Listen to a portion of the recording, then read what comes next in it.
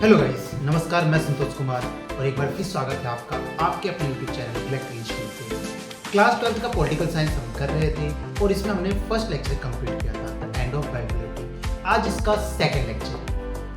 अगर आपने previous video नहीं देखी है तो आप डिस्क्रिप्शन में उसका लिंक है, आप देख सकते हैं। तो चलिए हम स्टार्ट करते हैं। आज का जो मेन टॉपिक है हमारा वो है मेन लीडर्स ऑफ यूएसएसआर। जैसा कि हमने प्रीवियस वीडियो में पढ़ा था कि कैसे सोवियत यूनियन स्टैब्लिश होता है और किस तरीके के उसके फीचर्स है। आज हम पढ़ेंगे उसके लीडर्स के बारे में जो इंपॉर्टेंट है आपके एग्जाम के व्यू पॉइंट से।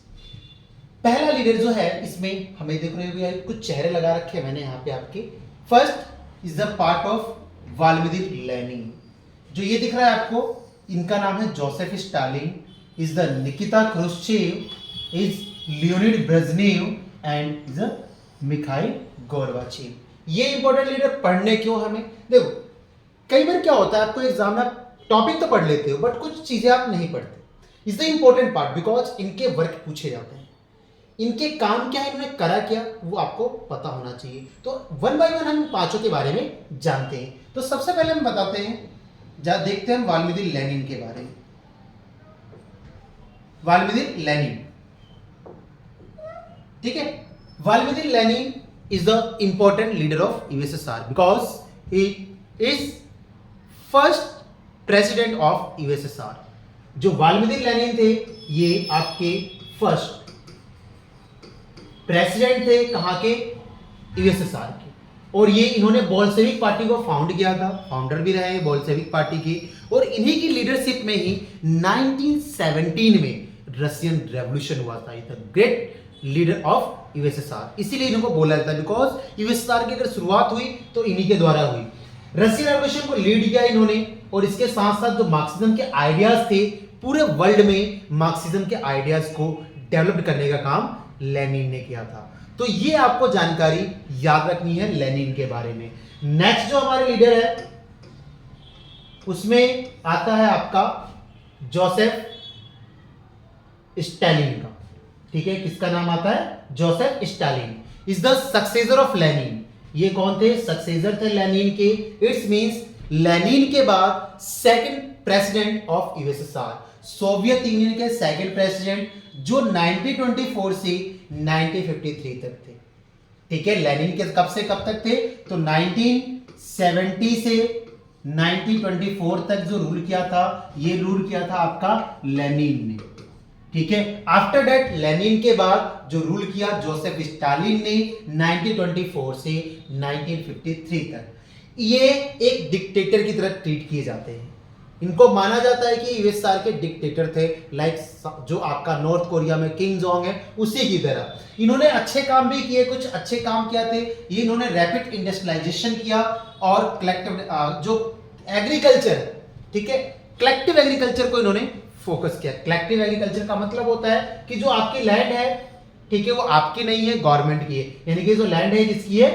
गवर्नमेंट की है। आपकी कोई भी प्राइवेट लैंड यहाँ पे नहीं होगी, ठीक है। प्राइवेट लैंड जो है यहाँ पे आपकी बिल्कुल भी नहीं होगी। इसी को कलेक्टिव एग्रीकल्चर कहते हैं। मींस अपनी लैंड को गवर्नमेंट को दे देना और उस पर एग्रीकल्चर करना। एक बहुत ही इंपॉर्टेंट काम किया इन्होंने। विक्ट्री रही है इनकी सेकेंड वर्ल्ड वॉर में, दूसरा वर्ल्ड वॉर इन्होंने जीता था। और इसी के साथ अगर मैं बात करूं कि आपकी ये एक डिक्टेटर भी थे बिकॉज इन पे एक रिस्पॉन्सिबिलिटी आती है great terror of the 1930s के अंदर ग्रेट टेरर आया था यूएसएसआर में। उसकी रिस्पॉन्सिबल प्रॉपर तरीके से जोसेफ स्टालिन थे। और इसके साथ साथ इनको क्या बोला जाता है मैंने बता दिया, इनको एक डिक्टेटर के तौर पे ट्रीट किया जाता है। क्यों? क्योंकि क्या करते थे, सपोज इनकी पार्टी जो कम्युनिस्ट पार्टी थी, अगर कोई भी इनके अगेंस्ट जाता तो इनके अगेंस्ट जाने के बाद वो उसे दबाने का मकसद रखते थे, उसे हटा देते थे, ठीक है। अब हम बात करते हैं थर्ड लीडर की। जो हमारा सबसे थर्ड लीडर जो इंपॉर्टेंट लीडर है, निकिता क्रुश्चेव, ठीक है। Nikita Khrushchev the third president of USSR. ये तीसरे प्रेसिडेंट थे यूएसएसआर के। इनका जो टाइम पीरियड था वो था 1953 से 64 तक का। 1953 से 64 तक एक प्रेसिडेंट रहे। इन्हीं के टाइम पीरियड में पहली बार जो हमने देखा स्टालिन जो एक डिक्टेटर की तरह ट्रीट कर रहे थे कंट्रीज को, इन्होंने उसमें रिफॉर्म्स किए और इन्होंने स्टालिन की लीडरशिप को चैलेंज किया। ये उसके आलोचक थे। स्टालिन का जो लीडरशिप स्टाइल था उसको इन्होंने क्या किया, खत्म किया और रिफॉर्म्स लेकर आए 1956 में। कब रिफॉर्म्स लेकर आए? 1956 में। और इन्होंने peaceful coexistence with the West, और ये कहा कि वेस्ट के साथ हमें वॉर नहीं, हमें एक अच्छे रिलेशन रखने चाहिए, हमें एक बेटर रिलेशन उनके साथ डेवलप करने चाहिए। और involve in the suppressing popular rebellion in Hungary और क्यूबन मिसाइल संकट। दो इनके टाइम पीरियड पे दो इंपॉर्टेंट कह सकते इवेंट हुए, एक हंगरी का इवेंट, दूसरा क्यूबा मिसाइल संकट, जो क्यूबा मिसाइल क्राइसिस के नाम से जाना जाता है। Most important crisis Cuba missile crisis. तो ये निकिता क्रुश्चेव थे जिन्होंने ये काम किए। नेक्स्ट जो थे इनके यहाँ के प्रेसिडेंट, उनका नाम है लियोनिड ब्रेजनेव। ठीक है, लियोनिड ब्रेजनेव भी अपने आप में काफी पॉपुलर लीडर रहे हैं यूएसएसआर के, और ये फोर्थ आपके प्रेसिडेंट थे यूएसआर के। ठीक है, फोर्थ प्रेसिडेंट जिनका टाइम पीरियड था 1964 से 82 के बीच का, इन्होंने एशियन कलेक्टिव सिक्योरिटी सिस्टम को इंप्लीमेंट किया। यानी कि इन्होंने बोला कि एशिया का एक कलेक्टिव सिक्योरिटी सिस्टम होना चाहिए ताकि एशिया को सिक्योर किया जा सके, एशिया पे कोई अदर कंट्रीज अटैक ना करे। इसके अलावा अगर मैं बात करूं तो इनके टाइम पीरियड को देतांत का फेज कहते हैं। देतांत का मतलब होता है the face of peace, sorry face of peace, यानी कि एक ऐसा फेस जिसमें पीस की बात की जा रही है, शांति की बात की जा रही है, और जो भी वेपन्स हैं उन वेपन्स को रिड्यूस करने की बात की जा रही है। वो टाइम पीरियड था लियोनिड ब्रेजनेव का। इन्होंने यूएस के साथ अपने रिलेशन को बेटर करने की कोशिश की, और चेकोस्लोवाकिया तथा अफगानिस्तान, इनमें जो रिवेलियंस हुए, इन्वेंशन हुआ जो यूएसएसआर ने किया, उसमें इनका सबसे इंपॉर्टेंट रोल देखने को मिलता है। जैसे अफगानिस्तान में 1979 में अफगानिस्तान में यूएसएसआर ने इंटरफेयर किया था, तो 1979 में यूएसएसआर ने अफगान में इंटरफेयर किया, वो इन्हीं के टाइम पीरियड में किया था। ठीक है, नेक्स्ट जो हमारा है फोर्थ, वो है हमारे मोस्ट इंपॉर्टेंट और जिन पे प्रॉपर तरीके से कहा जाता है कि इन्हीं की वजह से यूएसएसआर डिक्लाइन हुआ। Is the last president of USSR Mikhail Gorbachev. Mikhail Gorbachev जो कि 1985 से 1991 तक यूएसएसआर के प्रेसिडेंट थे, और इनके टाइम पीरियड में इन्होंने बहुत अच्छे रिफॉर्म्स किए जिसको कहते हैं economical and political reforms. But ये रिफॉर्म्स जो थे उतने सक्सेसफुल नहीं हुए, जिसकी वजह से यूएसएसआर डिक्लाइन कर गया। क्या क्या रिफॉर्म्स थे? तो इन्होंने दो पॉलिसीज अडॉप्ट की थी, एक पेरेस्ट्रोइका मींस रीस्ट्रक्चरिंग, और दूसरी ग्लासनोस्ट मींस ओपननेस। यानी कि इन्होंने दो, पेरेस्ट्रोइका जिसे हम पुनर्रचना कहते हैं, और ग्लासनोस्ट जिसे कि खुलेपन कहा जाता है, ये दो पॉलिसीज मिखाइल गोर्बाचेव ने अपनाई थी। अब ये दोनों पॉलिसीज क्या है तो उसके बारे में एक बार आपको बता देता हूं। ठीक है, देखो ग्लासनोस्ट का मतलब होता है फ्री मार्केट, यानी अपनी इकोनॉमी को ओपन करना, ओपन आवर इकोनॉमी, यानी अपनी अर्थव्यवस्था को ओपन करना। इनका एक पर्पस था कि अगर इनकी इकोनॉमी ओपन हो गई तो ओपन होने की वजह से क्या होगा कि यहां पे अदर कंट्रीज ट्रेड के लिए आएगी, और जब अदर कंट्रीज ट्रेड के लिए आएगी तो इससे इनको बेनिफिट होगा। तो इन्होंने फ्री मार्केट, फ्री ट्रेड की बात की। फ्री ट्रेड यानी कि किसी भी तरीके का कोई टैक्स नहीं होना चाहिए। ठीक है, ग्लासनोस्ट यानी अपनी मार्केट को इन्होंने ओपन किया और अपने रिलेशन अदर कंट्रीज के साथ इंप्लीमेंट किए। जो अदर कंट्रीज थी, दूसरे जो देश थे, उनके साथ इन्होंने क्या बनाया? रिलेशन। ठीक है, दूसरी जो कंट्रीज है उनके साथ रिलेशन डेवलप करने की कोशिश की। जो सेकंड है एक बार रफ कर देते हैं इसको। ठीक है, सेकंड जो है आपका पेरेस्ट्रोइका। अब देखो पेरेस्ट्रोइका क्या है? पेरेस्ट्रोइका का मतलब होता है रीस्ट्रक्चर। आपने अगर वीडियो फर्स्ट पार्ट देखा है तो मैंने बता रखा है उसमें फीचर कि सोवियत संघ की विशेषता ये थी, सोवियत संघ का फीचर ये था कि वहां पे इलेक्शन नहीं थे। प्रेस्ट्रोइका का था ये वहां के सिस्टम को रिस्ट्रक्चर करना, तो यहाँ पे इलेक्शन करवाएंगे। क्या करवाएंगे? इलेक्शन करवाएंगे, जो कि पहले नहीं होते थे।